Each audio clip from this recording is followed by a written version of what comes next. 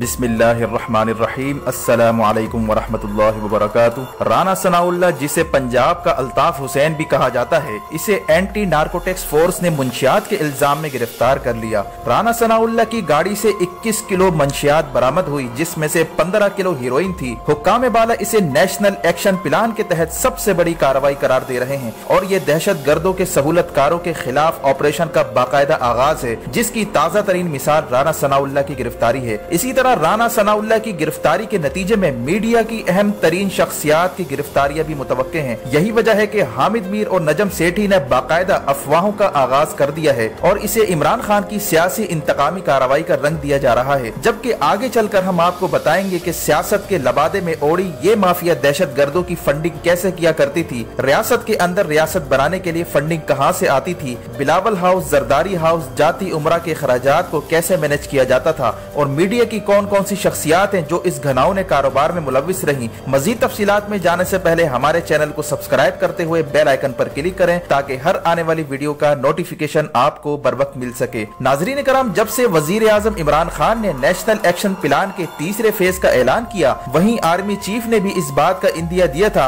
कि अब तक तो दहशत गर्दों के खिलाफ कार्रवाई हुई थी, अब दहशत गर्दों के माशी सहूलतकारों के खिलाफ कार्रवाई होगी। इसके बाद आर्मी चीफ ने 3 अफसरान की सजाए मौत की तौसीक करते हुए ये भी पैगाम दिया कि नेशनल एक्शन प्लान के तहत होने वाली गिरफ्तारियां महज जेल और उम्र कैद तक महदूद नहीं होंगी, बल्कि जिन जिन लोगों ने रियासत पाकिस्तान के साथ गद्दारी की और दुश्मनों के आलायकार बने रहे, उनको सजाए मौत देने से रियासत नहीं हिचकिचाएगी। इसीलिए आपने गौर किया होगा कि इसहाक डार, जो इस वक्त बरतानिया में मफरूर है, उसने बरतानवी होम ऑफिस से यही दरखास्त की है कि पाकिस्तान में उसे सजाए मौत हो जाएगी, इसीलिए उसे बरतानिया में ही रखा जाए। याद रहे कि जैनब केस के हवाले से पिछले साल एक खबर गर्दिश कर रही थी कि जैनब कत्ल केस में इंटरनेशनल माफिया मुलविस है और कहा जा रहा था कि पंजाब से ताल्लुक रखने वाले 2 वुज़रा का इस माफिया के साथ बड़ा गहरा ताल्लुक है और फिर राना सनाउल्लाह की जानिब भी इशारा किया गया था, लेकिन इस खबर को हुकूमत वक्त ने दबा दिया था और मामला सिर्फ इमरान को सजाए मौत देने तक महदूद रहा। यहाँ तक कि शहबाज शरीफ, जो उस वक्त वजीर आला पंजाब थे, उन्होंने जैनब के वालिदैन पर दबाव डाल के ये कहा कि सिर्फ इमरान को फांसी देने की बात की जाए, इसके सहूलतकारों या गैंग को पकड़ने का मुतालबा ना किया जाए। यहाँ तक कि शहबाज शरीफ ने दौरान प्रेस कॉन्फ्रेंस इस बच्ची के वालिद का माइक बंद कर दिया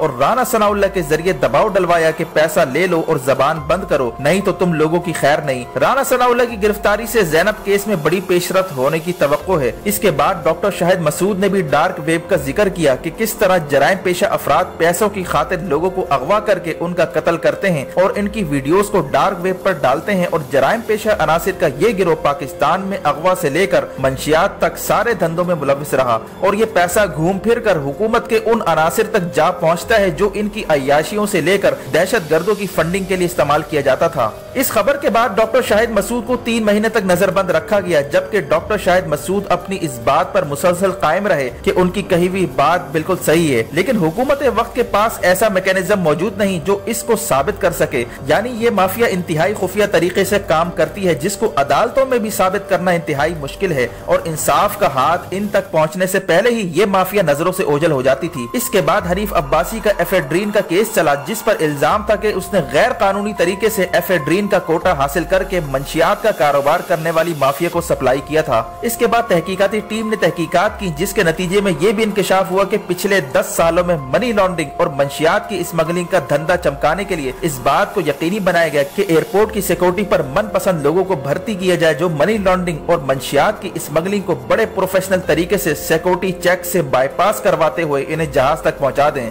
इसी तरह राना सनाउल्लाह की गिरफ्तारी से पहले भी बहुत सारा मवाद पहले ही इकट्ठा किया जा चुका है, चाहे मॉडल टाउन का केस हो या 100 अफराद को कत्ल करने का इल्जाम हो या मंशियात का धंधा हो, इन सब के हवाले से पहले ही काफी सारे सबूत इकट्ठे कर लिए गए हैं और हाल ही में राना सनाउल्लाह से पकड़ी जाने वाली हीरोइन को बैरून मुल्क भेजने की तैयारियां की जा रही थी और मंशियात की स्मगलिंग के लिए सरकारी गाड़ियों को भी इस्तेमाल किए जाने की इतलात थी। एंटी नार्कोटिक्स फोर्स के मुताबिक राना सनाउल्लाह की गाड़ी से मिलने वाली हीरोइन की कीमत कम से कम 20 करोड़ रुपए है, जिसकी मुखबरी एक शख्स ने की थी और इस मुखबरी के बाद एंटी नार्कोटिक्स फोर्स ने गाड़ियों की तलाशी का काम शुरू किया। जब राना सनाउल्लाह की गाड़ी चेक करने की कोशिश की गई तो राना सनाउल्लाह के गार्ड्स ने बंदूक के जोर पर उसे फरार करवाने की कोशिश की, लेकिन इनकी ये कोशिश नाकाम बना दी गई। राना सनाउल्लाह जिस सीट पर बैठा था उस सीट के नीचे तलाशी ली गई तो एक भारी थैला बरामद हुआ, जिसका वजन 20 से 21 किलो के करीब बताया गया है और इस थैले में 15 किलो से ज्यादा जायद हीरोइन मौजूद थी। इस वाक़े के बाद राना सनाउल्लाह को फौरी गिरफ्तार कर लिया गया और अदालत ने 14 रोजा जुडिशल रिमांड पर भेज दिया।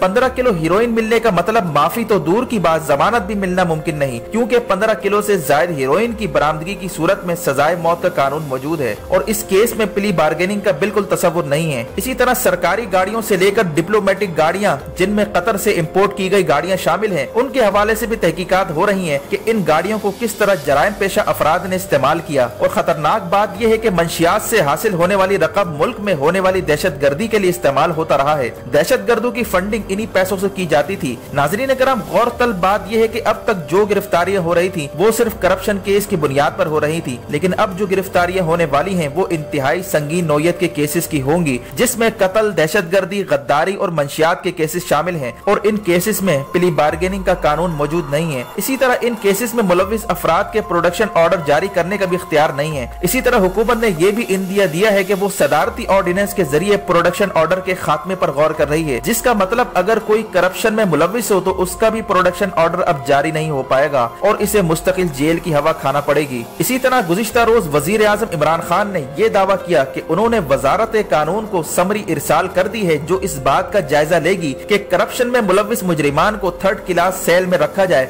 जहां आम मुजरिमान को रखा जाता है, और इनसे दीगर मराहत भी छीनने का इंदिया दिया है। यही वजह है कि नवाज और जरदारी समेत सियासी अमायदीन की चीखें निकली जा रही हैं और इन्हें खदशा है कि अगर इनके गद्दारी के केसेस खुल गए तो इनका बचना नामुमकिन हो जाएगा। डॉन लीक्स और उजैर बलोच की GIT ने इन्हें परेशान कर रखा है, इसीलिए इस माफिया की पूरी कोशिश है कि वो प्ली बार्गेनिंग करके अपनी जान बचा ले और अपने ऊपर चलने वाले गद्दारी के केसेस को भी प्ली बार्गेनिंग की आड़ में माफ करवा ले। लेकिन राना सनाउल्लाह की मंशियात के इल्जाम में गिरफ्तारी के बाद रियासत की जानिब से यह पैगाम दिया जा चुका है कि प्ली बार्गेनिंग का कानून सिर्फ माली करप्शन तक महदूद है, गद्दारी और दहशत गर्दी के मुकदमात से इनका कोई ताल्लुक नहीं है। इसी तरह दूसरी सबसे अहम तरीन बात यह सामने आई है कि मुल्क में मंशियात का कारोबार करने वाली माफिया के मीडिया मालकान और मीडिया एंकर्स के साथ बड़ा गहरा ताल्लुक रहा है। ये माफिया मीडिया की कई शख्सियात को मंशियात सप्लाई किया करती थी और बदले में ये मीडिया मालकान और एंकर्स इनको सपोर्ट किया करते थे और इदारों को ब्लैकमेल करते थे कि अगर इन पर हाथ डाला गया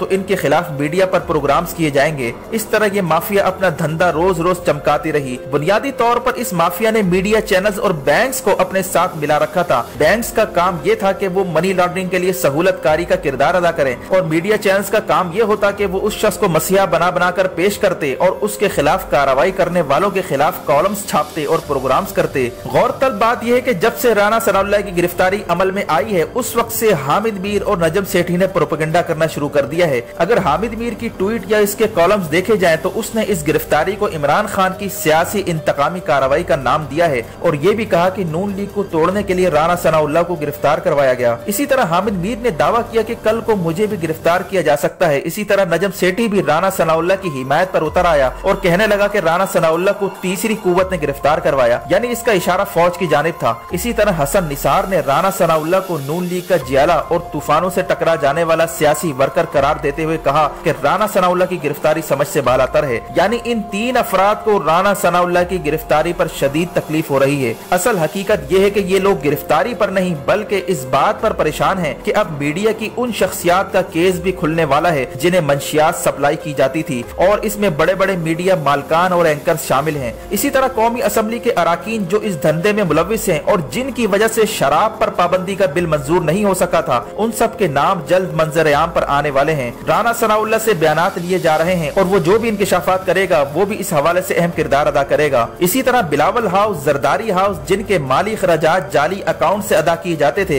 इन जाली अकाउंट्स में पैसा आखिर कहां से आता था वो भी मामला हल होने वाला है। याद रहे कि नवाज शरीफ और जरदारी जो प्ली बार्गेनिंग की आड़ में अपनी जान बचाना चाहते हैं, उन्होंने ये ऑफर की है कि हमें छोड़कर बाकी लोगों को गिरफ्तार कर लिया जाए। जरदारी ने कहा था कि मुझे और फरियाल तालपुर और बिलावल को छोड़कर पीपल्स पार्टी की क्यादत को गिरफ्तार कर लिया जाए तो मुझे कोई एतराज नहीं होगा। नवाज शरीफ ने भी ये कहा था कि मुझे और मरियम नवाज और शहबाज शरीफ और हमजा शहबाज को छोड़कर नून लीग का सफाया कर दिया जाए। इसीलिए राना सनाउल्लाह की गिरफ्तारी पर नून लीग की क्यादत खामोश है, जिसकी वजह से नून लीग की सफों में दरारें पड़ चुकी हैं और किसी भी वक्त पार्टी के हिस्से बखरे हो सकते हैं, क्योंकि नून लीग के अराकीन को इस बात का एहसास हो गया कि इनकी लीडरशिप डील करके भागने के चक्करों में है और नून लीग की क्यादत ने पहले ही गिरफ्तारियों पर खामोश रजामंदी जाहिर कर दी है। अब देखना यह है कि मंशियात फरोशों के खिलाफ कार्रवाई के बाद हामिद मीर और नजम सेठी को परेशानी परेशानी क्यों लाहिक हो गई। इसी तरह हामिद मीर और नजम सेठी ने अपनी अपनी गिरफ्तारियों की खबर देकर ये पैगाम दे दिया कि अब मीडिया का एहतसाब होने जा रहा है। वीडियो देखने का शुक्रिया। अपना और गिरदनवाह के लोगों का ख्याल रखें। फी अमानिल्लाह।